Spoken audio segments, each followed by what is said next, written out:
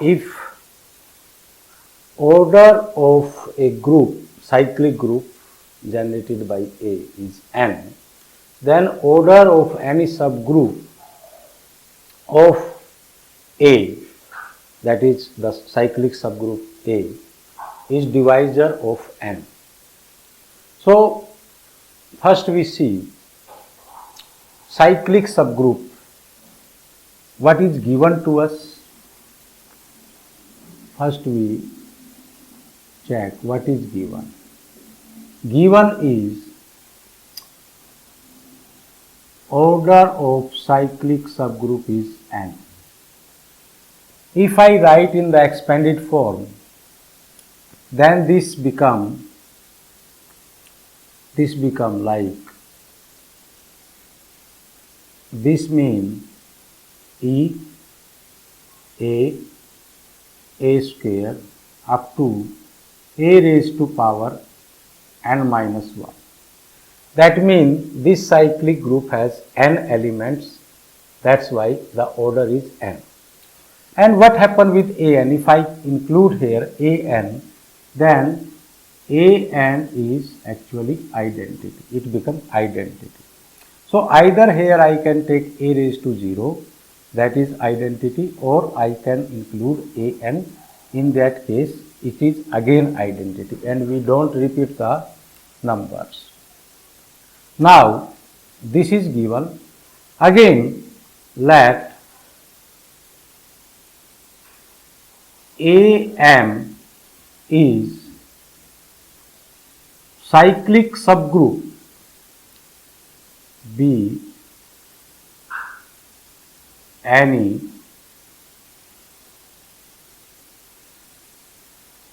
subgroup of A, and suppose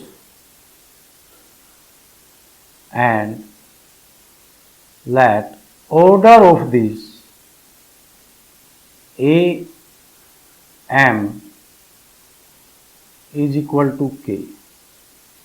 Then we have to prove,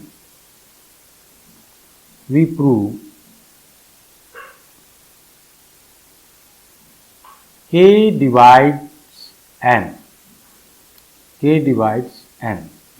First we check with example, does this work? If I take simple cyclic subgroup group generated by I, then it is somewhat like this: I raised to 0, I raised to 1, I raised to square, and I raised to 3.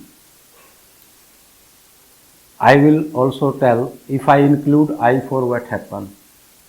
If I include I4, then it becomes 1, and this I0 also 1. That means this is equal to 1, the power of power 0 of any number is 1, and I1 is I, and I square means minus 1, and I cube means minus I. So two things I notice here: power of any number, suppose x0, this is we take 1, and power of x, if I take 1, then it is equal to x. Why this is equal to 1? So if I consider x0, then this I can write by algebraic properties 1 plus minus 1, and we know the law of powers, x1 into x minus 1, and this I can write x1 divided by x1. This minus 1 be down. So this cut each other and we get 1, right? So anyway, this is just simply I told. But if I include here I4, then it is I square into square, and this is minus 1 square is equal to 1. That's why if I higher power of I than 3, then the elements will remain same. No new element is introduced by I if higher power are taken for I. So, now here simply we know that what is the order of this cyclic group, obviously 4, because the number of elements are 4. Now we see divisors of 4 are 1, 2 and 4. So 1 mean if I take I1, this is subgroup, but actually it is the same because this is equal to I, as we know that x1 is equal to x. So it will produce the same, so this is meaningless. Now we check, so it will not produce subgroup, proper subgroup, rather than it produce the same group. Now what is I2? I2 produce what? If I take I square 0 and second element I take I square 1, higher power if I take, it will repeat with this. So this is equal to 1 because power 0 it become 1, and I square, this one is meaningless, it is I square actually. So this is minus 1, and we know from our earlier experience that this is subgroup of this, right? So now we have to prove K divides N. First thing, we already have proved that AM is subgroup. Already we have proved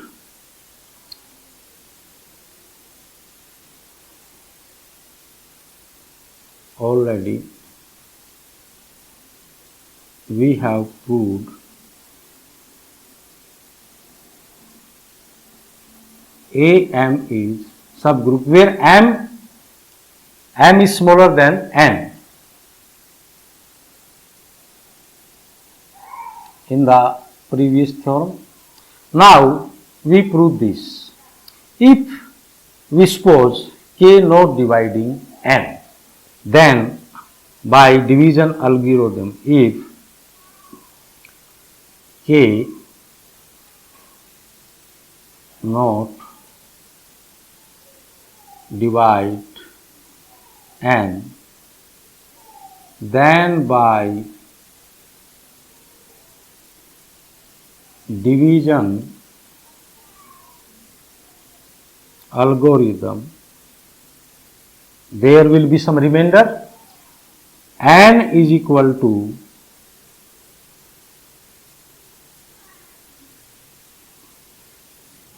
KQ plus R. R is the remainder, where R is either 0 or less than K. Actually, we have to show R is 0. R is 0. Then N is divided by K. So to show R 0, we take base AM, then AM raised to N, and on right side AM raised to KQ into AM R. This is simple because the powers are added when base is same. So this M and N both are integer, so I can write AM M, no problem, and here also I can write mk with the associativity of integers q into amr. I say because order is the group is n and an is equal to identity.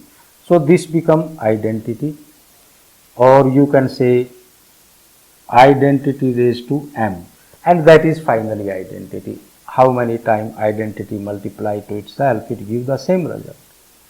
Now this is mq.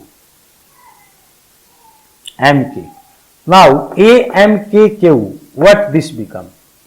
We supposed am subgroup and order of am is equal to k. This give us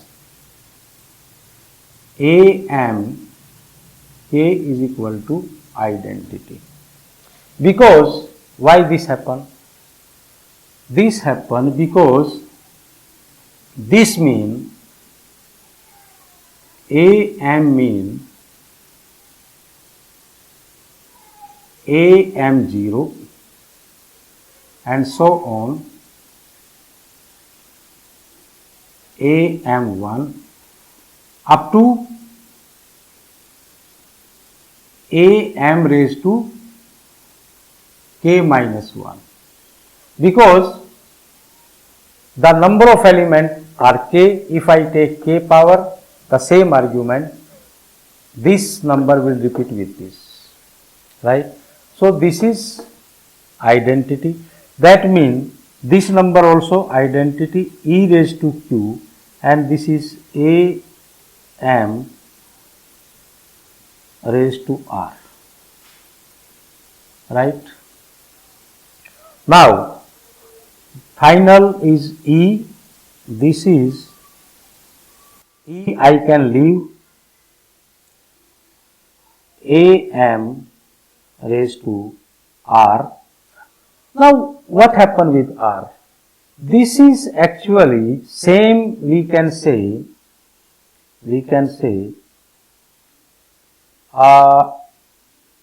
am raised to 0, right? This is also identity. So from here we get r is equal to 0. Now r is equal to 0 mean in this equation, this we have proved r0, and we get finally what?